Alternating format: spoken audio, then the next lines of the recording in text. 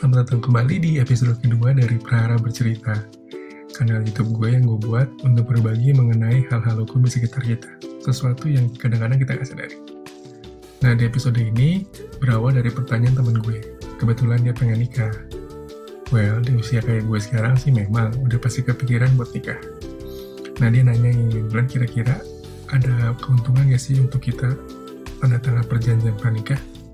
Kalau ada, keuntungannya apa? Terus, ada gak kerugiannya? Kalau ada, ya kerugiannya apa? Dan mungkin gak sih tanda tangannya nanti setelah menikah? Bisa aja, gue merasa sekarang gak perlu nih tanda tangan prenuptial agreement. But later on, mungkin gue mempertimbangkan untuk tanda tangan perjanjian pranikah.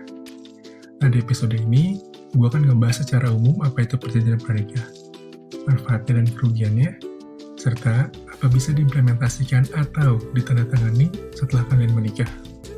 Dan mungkin sedikit tips atau wejangan, well, gue belum nikah, tapi ada beberapa tipe pekerjaan yang menurut gue sangat cocok atau sangat memerlukan perjanjian pranikah demi kemaslahatan bersama. So, check it out. Nah, sekarang kita lihat definisi perjanjian pranikah atau pernikahan pasca adanya putusan Mahkamah Konstitusi pada tahun 2015. Jadi, pada waktu sebelum dilangsungkan atau selama dalam ikatan perkawinan, kita garis bawahi ya, sebelum dilangsungkan atau selama dalam ikatan perkawinan, suami dan istri atas persetujuan bersama dapat mengadakan perjanjian tertulis yang disahkan oleh pegawai pencatat perkawinan atau notaris. Isinya bisa berlaku juga kepada pihak ketiga selama pihak ketiga tersebut tersangkut dalam perjanjiannya. Berarti ada dua elemen penting di sini. Yang pertama adalah perjanjian bisa dilangsungkan baik sebelum menikah ataupun dalam ikatan perkawinan. Yang kedua adalah harus dicatatkan oleh pegawai pencatat perkawinan atau notaris. Jadi kalau kalian memutuskan untuk membuat perjanjian pernikahan baik sebelum atau dalam masa perkawinan, jangan lupa untuk dicatat oleh pegawai pencatat perkawinan atau dibuat dalam akta notaris.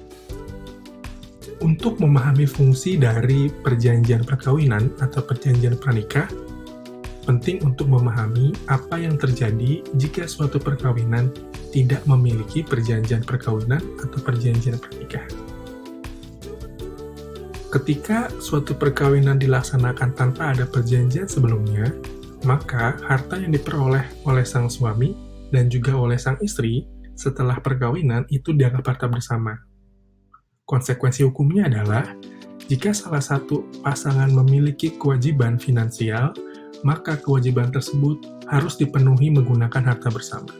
Sebagai contoh, jika sang suami berutang sebesar 10 miliar rupiah dan terdapat harta bersama sebesar 15 miliar rupiah, maka yang memiliki piutang berhak menagih pembayaran menggunakan harta bersama tersebut. Sang istri tidak bisa bilang bahwa ada harta miliknya dalam harta bersama tersebut, karena setelah perkawinan, harta tersebut dianggap milik berdua. Nah, setelah memahami bahwa dengan adanya perjanjian perkawinan, maka harta yang diperoleh oleh salah satu pasangan setelah pernikahan dianggap harta terpisah, maka kita bisa melihat ada 3 fungsi perjanjian perkawinan. Yang pertama, tentu perlindungan terhadap masing-masing harta yang diperoleh setelah perkawinan.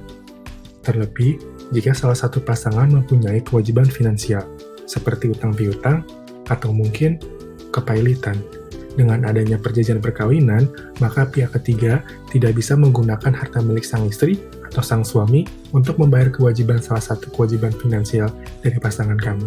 Yang kedua, amit-amit ya, tapi jika memang nanti terjadi perceraian terhadap pasangan tersebut, maka tidak akan ada sengketa harta gono gini. Kenapa? Karena harta yang diperoleh setelah menikah tetap dianggap harta masing-masing, sehingga tidak perlu lagi ada sengketa mengenai harta gono gini. Yang terakhir, sebenarnya perjanjian perkawinan boleh saja mengatur hal lain di luar mengenai harta bersama. Tapi hal-hal yang diatur tersebut tidak boleh bertentangan dengan hukum atau undang-undang.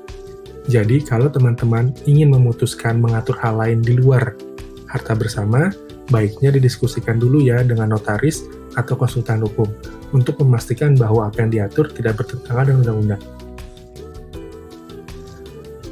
Kalian pasti sering banget dengar kayak gini kalau kalian ngomongin perjanjian perkawinan atau perjanjian pranikah.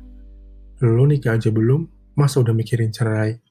Nah, itu karena mereka belum memahami sebenarnya apa sih fungsi dari perjanjian perkawinan atau perjanjian pranikah.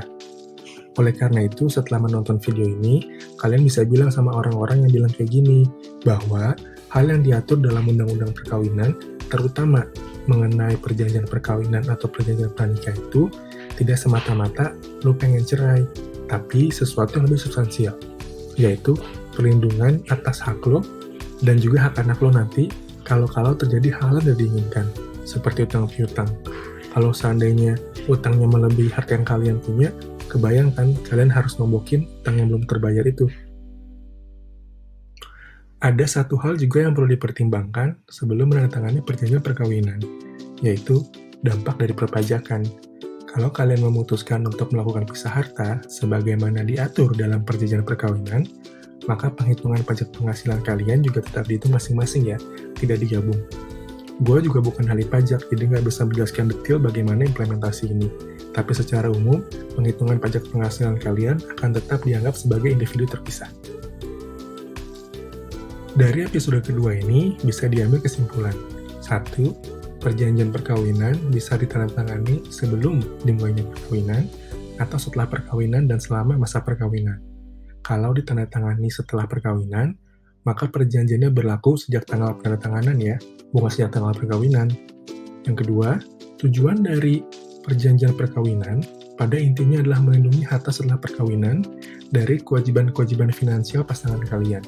Dengan melakukan pisah harta, kalian akan terjamin perlindungan dari kewajiban finansial yang mungkin tidak dapat ditanggung oleh pasangan kalian. Yang terakhir, perjanjian perkawinan itu wajib didaftarkan ya kepada pegawai yang berwenang atau notaris, sehingga nantinya perjanjian ini berlaku buat pihak ketiga. Terima kasih udah mendengarkan episode kedua ini. Kalau kalian melihat video ini atau merasa video ini bermanfaat, silakan share ya buat teman-teman kalian. Sampai jumpa.